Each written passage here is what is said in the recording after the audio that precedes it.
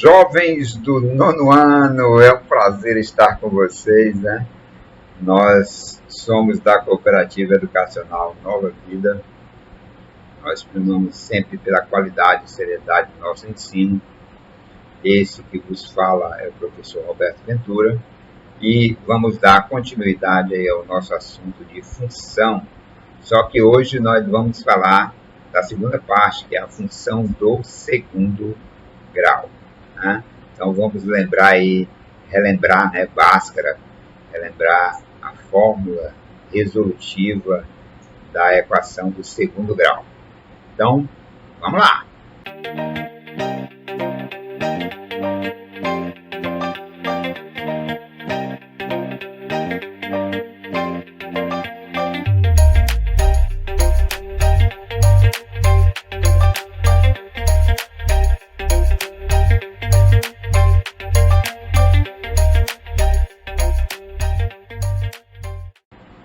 Então, função do segundo grau.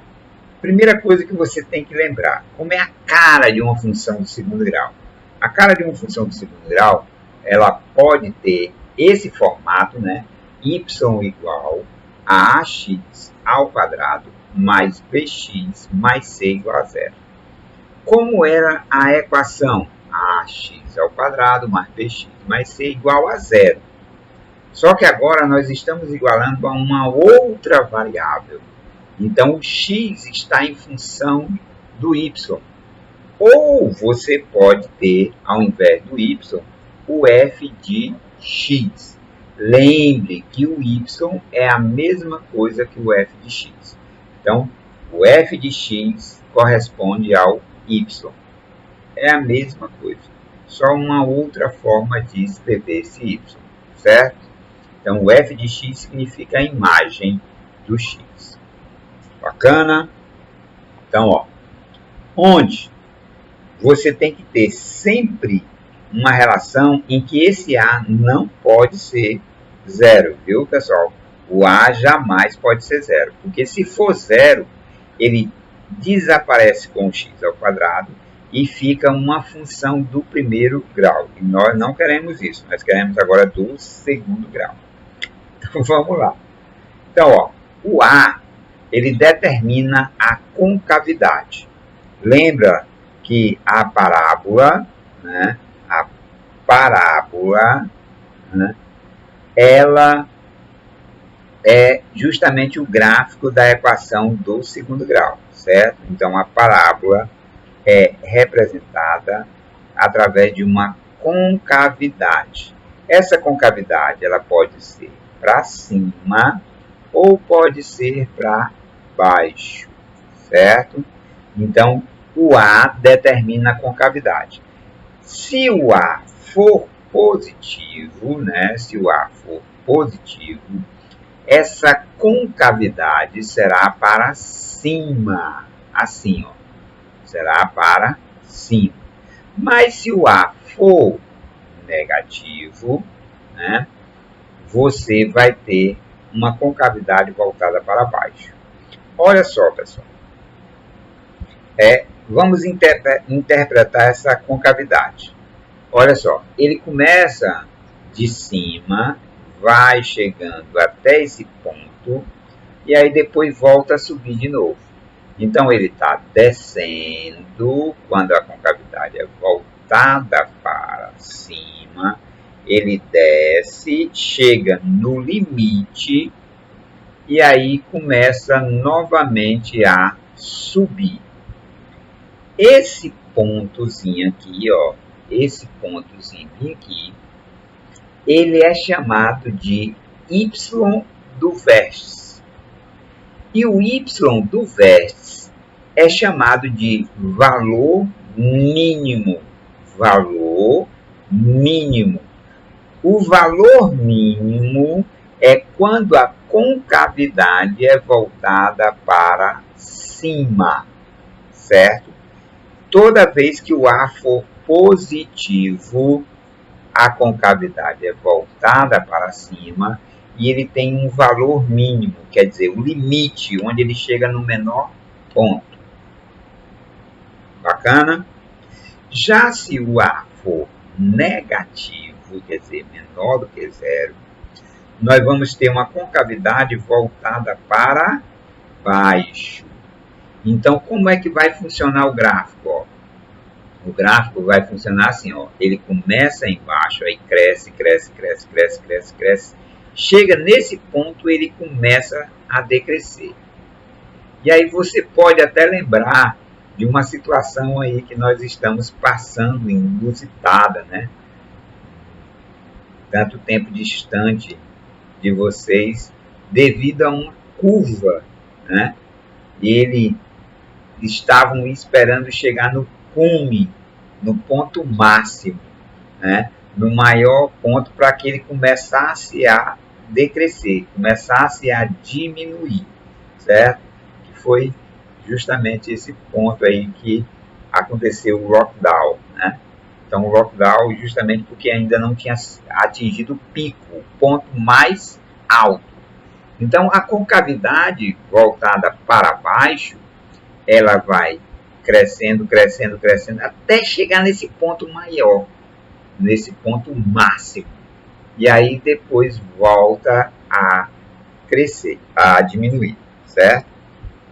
Então, esse ponto, quando a concavidade é voltada para baixo, esse ponto aí é chamado de valor de máximo. Então, o valor de máximo é justamente o y do vértice. Então, o y do vértice ele vai determinar tanto o valor de máximo quanto o valor de mínimo.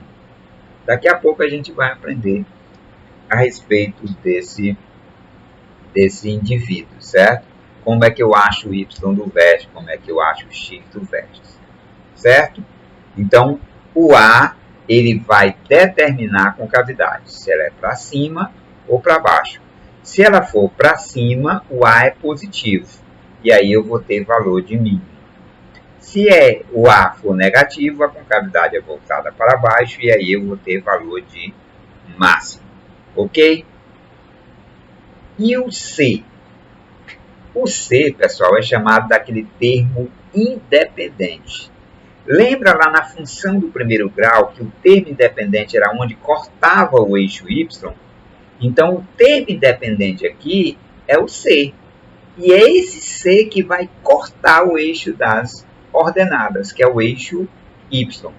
Então, lembre, em uma função, qualquer que seja, ou do primeiro ou do segundo grau, o termo independente é o termo que corta o eixo das ordenadas, que é o eixo Y, certo? Então, tanto faz no primeiro grau como no segundo grau, quem corta o eixo Y é o termo independente, certo? Então, vai aparecer algumas questões em que você vai dizer se o A é positivo ou negativo, se o B é positivo ou negativo, se o C é positivo ou negativo, só olhando para o gráfico.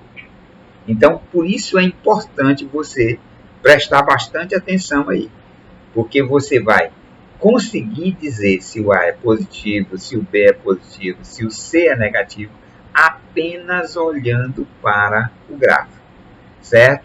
Então, se eu tenho uma concavidade voltada para cima, eu já sei que o A é positivo.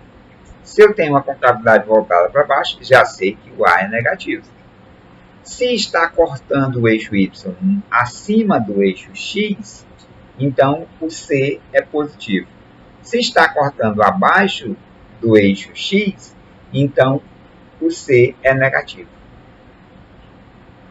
O B eu digo daqui a pouco, certo? Então vai depender do Y do vértice. Então, como eu não falei do Y do vértice, então o B eu falo depois. Podemos ir adiante? Então vamos lá. Olha só.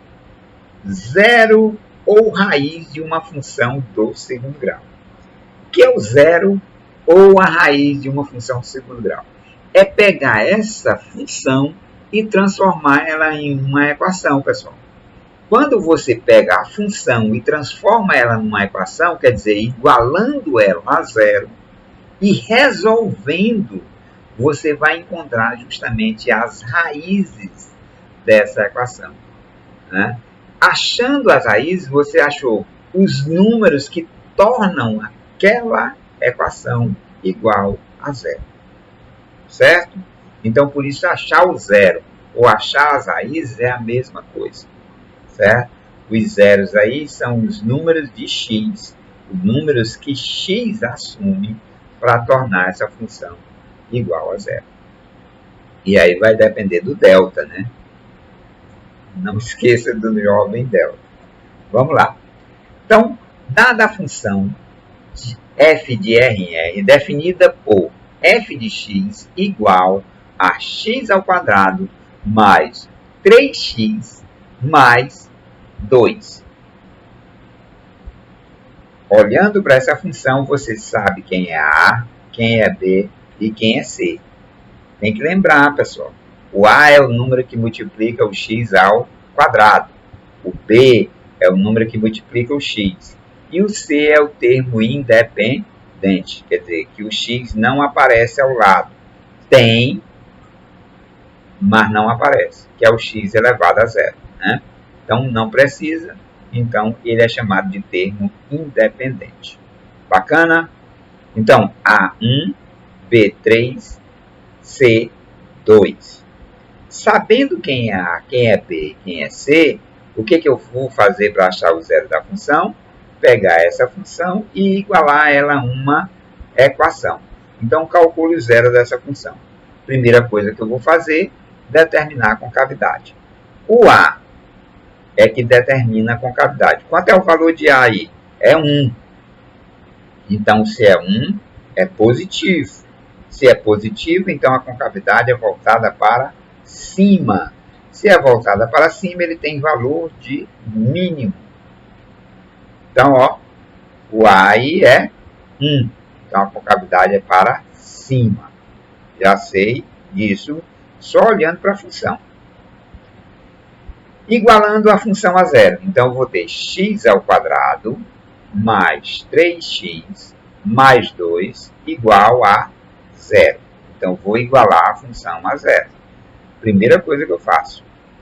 Depois que eu faço isso, eu acho, né, faço os cálculos achando o discriminante. Lembra aí da fórmula do discriminante? Não esqueça. Quando você chegar lá no primeiro ano, o professor vai querer que você tenha isso na mente. Discriminante é o nosso delta. Quem é delta? B ao quadrado menos 4 vezes A vezes C. Delta é B ao quadrado menos 4 vezes A vezes C. Não vou cantar, não adianta. Então, delta aí, ó. O B é 3, então 3 ao quadrado. Menos 4 vezes o A é 1, vezes o C, que é 2. Ora, 3 ao quadrado é 9. 4 vezes 1 é 4, vezes 2, 8. Então, vai ficar 9 menos 8. Quanto é 9 menos 8? 1. O delta foi positivo. Se o delta foi positivo, então vou ter duas raízes reais e diferentes. Duas raízes reais e diferentes. Né? Se o delta for igual a zero, duas raízes reais, só que elas são iguais. E se o delta for negativo? Se o delta for negativo, professor, não tem raiz. Não tem raiz o quê? Real, viu? Cuidado. Ela vai ter, lá no terceiro ano vocês vão ver que tem raiz complexa. Mas aqui nós não temos raiz no conjunto dos reais. Nós estudamos só até o conjunto dos reais. Então, delta positivo, duas raízes reais iguais e diferentes. Delta igual a zero, duas raízes reais iguais. Delta negativo não tem raiz real. Pronto. Achado o discriminante, agora nós vamos encontrar o Bhaskara, né? Lembra da fórmula de Bhaskara? Isso, fórmula resolutiva, né? Menos B, mais ou menos a raiz quadrada de delta sobre 2 vezes A.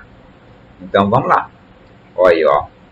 Nosso x vai ser o b com o sinal contrário, mais ou menos a raiz quadrada de delta, que foi 1, vezes 2 vezes 1. Quanto é a raiz quadrada de 1? 1. Beleza. Né? Então vai ficar menos 3 menos 1 sobre 2, menos 3 mais 1 sobre 2. Então, ó, determinando os valores de x aí, menos 3 menos 1 dá menos 4. Dividido por 2, eu vou ter que o x aí primeiro vai ser menos 2. Menos 3 mais 1 vai ficar menos 2, porque sinal diferente subtrai e dá o sinal do maior. Então vai ficar menos 2 sobre 2, isso mesmo, ó, menos 1. Pronto, achei as duas raízes. Essas raízes são justamente os zeros da função. Se você colocar no lugar do x o menos 2, ou colocar no lugar do x o menos 1, você vai ter que o f de x vai ser igual a 0. Certo? O resultado, o y, vai ser igual a 0. Então, geometricamente, você passa uma reta, faz o gráfico, lembrando que esse gráfico vai cortar o eixo em quantos pontos? 2 pontos, viu? Ele corta em 2 pontos. Por que 2 pontos, professor? Porque tem duas raízes. Então, graficamente, ó, seria o menos 1 e o 0, e o menos 2 e 0. Então, eu vou cortar em 2 pontos. Então, você passa a linha e a parábola vai cortar, ó, a reta em 2 pontos. Assim. Ó, eixo X, marca os 2 pontos, menos 2 e menos 1, e faz a parábola. Certo? Então, concavidade voltada para cima. E aí é interessante, pessoal, que esse estudo do sinal, né? Ó, você vai olhar as partes que estão acima do eixo e as partes que estão abaixo do eixo. Tudo que ficar acima do eixo é positivo. Então, ó, antes do menos 2, tudo é positivo. Entre o menos 2 e o menos 1, tudo é negativo, que está abaixo. E depois do 1, vai ser de novo positivo. E onde é que vai ser 0? No menos 2 e no menos 1. Isso é o estudo do sinal. Mas nós vamos fazer um resumo aí desse estudo do sinal. Mas antes vamos falar logo do vértice, que é importante para o estudo do sinal, certo? Então, o vértice de uma parábola, que são os pontos de máximo e o ponto de mínimo. Então, ó, se o A for positivo, nós sabemos que a concavidade é voltada para cima. Se essa concavidade é voltada para cima, então eu vou ter ponto de mínimo. Ele vai descendo, descendo, chega no mínimo e depois volta a subir. Certo? Então, ponto de mínimo. Então, é esse indivíduo aí, esse pontinho aí, que é o vértice. Então, o vértice, ele tem uma coordenada. Ele tem o x do vértice e o y do vértice. Certo? Mas se o A for negativo, a nossa concavidade vai ser para baixo. Então, ele vai subindo, subindo, subindo, chega no ponto mais alto e começa a descer de novo. Certo? Então, concavidade voltada para baixo. Então, o ponto é de máximo. Ele vai atingir o maior valor e depois desce de novo. Aí, a concavidade é voltada para baixo. Então, o vértice aí é esse pontozinho aí. Certo? Então, vamos determinar como é esse indivíduo. Como é que eu encontro o x do vértice? Existe uma fórmula trivial, pessoal. O x do vértice é dado por menos b sobre 2 vezes a. Então, o x do vértice é dado por essa forma. Basta você pegar o B com o sinal contrário e dividir sobre 2 vezes o A. B com o sinal contrário dividido por 2A. Certo? Então, e como é o Y do vértice? O Y do vértice é muito parecido, só que é envolvendo o discriminante. É menos delta sobre 4A. Certo? Menos delta sobre 4 vezes o A. Essa é a fórmula para você encontrar o x do vértice e o y do vértice. X do vértice menos b sobre 2A. Y do vértice menos delta sobre 4A. Bacana? Vamos lá. O valor de máximo ou o valor de mínimo é sempre dado pelo y do vértice. Então, se por exemplo você tiver uma questão e ele dizer qual é o valor máximo, o que você vai procurar? O y do vértice. Se ele pedir qual é o valor mínimo, você vai procurar o quê? O y do vértice. Então, valor máximo ou valor mínimo é o y do vértice. Então, é o y do vértice que vai me dar esse ponto de máximo ou ponto de mínimo. Como é que eu encontro? Menos delta sobre 4 vezes A. Beleza? Vamos adiante. Agora sim, estamos prontos para fazer o resumo geral do estudo do sinal. Vamos lá. Primeiro ponto, se o A é positivo. Se o A for positivo, nossa concavidade nós já sabemos que é voltada para cima. E aí nós vamos para o primeiro caso. Né? No primeiro caso, é se o A é positivo e o nosso delta é positivo. Nós já vimos até um exemplo, né? Que o A era positivo e o delta positivo. O que vai acontecer? Concavidade é voltada para cima, ela vai cortar em 2 pontos, né? Vai cortar em 2 pontos, e aí tudo que está acima é positivo, tudo que está abaixo é negativo. Então, ó, esses vão ser os x, né? Ou as raízes, ou os zeros da função. Então, olha só, tudo que está antes desse número é positivo. Tudo que está depois desse número é positivo, que é a parte que está acima do eixo. Já essa região aqui, ó, ela vai ser o quê? Negativa. Então, ó, essa parte aqui é a parte positiva, positiva. Já aqui, ó, vai ser a parte o quê? Negativa. Então, entre as raízes vai ficar a região negativa.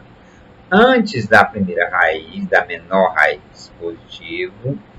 Depois da maior raiz, positivo. E entre as raízes, negativo. E aí você tem um esquema, né? Quando é que ela vai ser positivo?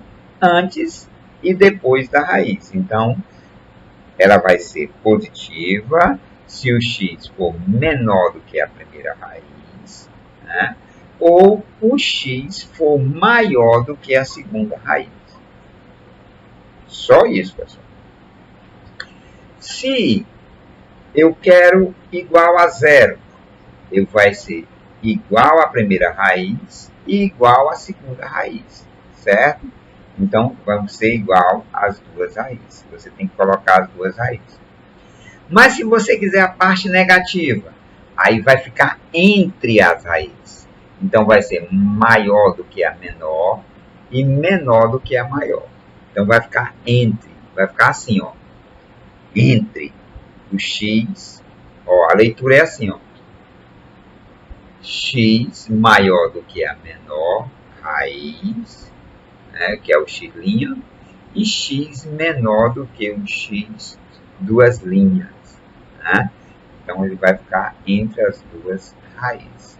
E a simbologia é essa daí mesmo, pessoal. Do jeito que está aí. Daqui a pouco eu mostro para vocês os esquemas. Agora, se o A for negativo. Se o A for negativo, a nossa concavidade é voltada para baixo.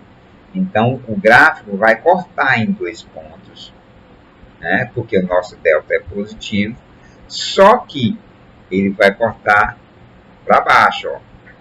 Então, agora, quando é concavidade voltada para baixo, você vai perceber o seguinte, ó, que antes da menor raiz é negativo.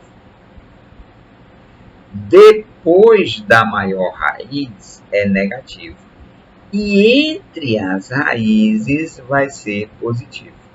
Então, ó, o y aí, ó, essa região aí é negativa, né, porque está abaixo do eixo. E essa outra parte aí entre as raízes vai ser positivo, porque está acima do eixo x. E aí, como é que você relaciona? Vai ser negativo antes da primeira raiz, né? O x menor do que a primeira raiz, e o x maior do que a segunda raiz. Essa parte negativa. Já igual a zero vai ser justamente as raízes. X igual à primeira raiz e x igual à segunda raiz. E a parte positiva? A parte positiva é que vai ficar entre, pessoal. Maior do que a menor e menor do que a maior. Certo? Então, o x aí vai ficar entre as duas raízes. Entre o x' e o x chulinhas. Beleza? Então, esse é o estudo do sinal, tanto para o A positivo como o A negativo. Só que com o discriminante sendo maior do que zero. Agora vamos para a segunda situação e para a terceira, né? São 3 situações para o estudo do sinal. Qual é a segunda situação? Delta igual a zero. Então, quando o delta for igual a zero. Se o A for positivo, a nossa concavidade vai ser voltada para onde? Para cima. Só que tem um detalhe, pessoal. Se o delta é zero, nós temos duas raízes reais, só que elas são o quê? Iguais. Então, ela não vai cortar o eixo em 2 pontos, ela vai cortar o eixo em um único ponto, certo? Então, ó, com A aí positivo, então, veja que não tem nada no gráfico abaixo do eixo. Se não tem nada abaixo do eixo, então não vai existir região negativa. Qualquer número que você colocar, ou dá zero, ou dá positivo. Se o A for positivo, viu? Então, ó, positivo, positivo. Então, o Y vai ser maior do que zero. Se ele for diferente dessa raiz, porque só está tocando aqui, pessoal. Então, se ele for diferente desse número, tanto para um lado quanto para o outro, vai ser sempre positivo. Então, basta que o x seja diferente da raiz. E quando é que ele vai ser igual a zero? Então, ele tem que ser diferente tanto do x' como do x dual', porque eles são iguais. E quando é que ele vai ser igual a zero? Quando ele for igual a raiz. Então, x igual a raiz. Certo? Isso para a concavidade voltada para cima, que é o A positivo. Mas se a concavidade for voltada para baixo, né? Então, se a concavidade for voltada para baixo, você não vai ter nada acima do eixo x. Isso quer dizer, você não vai ter nenhum valor positivo, porque todos os valores vão ser negativos ou igual a zero. Então, nosso y vai ser negativo quando ele for diferente do zero da função. Quando ele for diferente desse zero da função. E quando é que ele vai ser igual a zero? Quando ele for igual ao zero da função. Quando ele for igual ou o x' ou o x dual', já que eles são iguais. Pronto. segunda situação. E qual é a terceira? A terceira é se o delta for negativo. Professor, mas você disse que se o delta é negativo, não tem raiz. Isso, não vai ter raiz. Isso quer dizer o quê? Não ter raiz. Quer dizer que ele não vai tocar o eixo x. Se o delta for negativo, ele não toca o eixo x. Quer dizer, ele não corta o eixo x. Então, terceiro caso é se o delta é negativo. Se o A for positivo, a concavidade vai ser voltada para cima, pessoal. Ele não toca o eixo x, mas ele tem uma parábola que representa aquela equação. Então, ele não vai tocar o eixo x. Isso quer dizer que todos os valores vão ser o quê? Positivos. Não existe nem valor negativo e nem igual a zero. Só existe valor positivo. Isso quer dizer o quê? Se o A for positivo, qualquer número que você colocar na equação vai dar sempre positivo. Então, nosso y vai ser para todo x pertencente aos reais, ele sempre vai dar positivo. Mas, se for uma concavidade voltada para baixo, como não tem nada acima do eixo, então tudo vai ser o quê? Negativo. Negativo. Isso quer dizer o quê? Que qualquer valor que você colocar na equação, na função, vai dar sempre um valor negativo. Então, nosso y sempre vai ser igual ou menor do que zero para todo x pertencente aos reais. Então, essa é a função do segundo grau, pessoal. Detalhe que eu não falei a respeito do b, né? Então, olha só, pessoal. Se você encontrar, né, se você quiser saber o sinal do b, como é que eu sei o sinal do A? Se eu olhar com o gráfico, se a concavidade estiver voltada para cima ou para baixo. Quando é voltada para cima, A positivo. Quando é voltada para baixo, A negativo. Como é que eu sei o C? Olhando para onde ele corta o eixo Y. Se ele cortou acima do X, positivo. Se cortou abaixo do X, negativo. E como é que eu determino o B? Olha só. Para você determinar o B, você vai olhar o Y do vértice. Vai olhar para esse ponto limitado aqui. Se ele estiver do lado positivo, ele vai ser o contrário, certo? Ele vai ser sempre o contrário do lado que ele estiver. Então, o B, se ele estiver do lado positivo do X, ele significa que ele é negativo. Se ele estiver do lado negativo do X, significa que o B vai ser positivo. Por que que isso acontece? Porque quando você encontra o Y do vértice, o X do vértice é menos B sobre 2A. É o oposto, certo? Então, no X do vértice, você pega o oposto. Então, por isso que o sinal do B é o oposto da posição que ele está no eixo X. Porque o X do vértice é menos B sobre 2A. Certo? Então, era isso, pessoal. Nós terminamos aí nosso estudo de função. Só falta medidas informáticas e volume. Medidas informáticas e volume para concluir o nosso conteúdo. Nós vamos passar uma pequena atividade e nos encontramos na próxima aula. Forte abraço aí e valeu!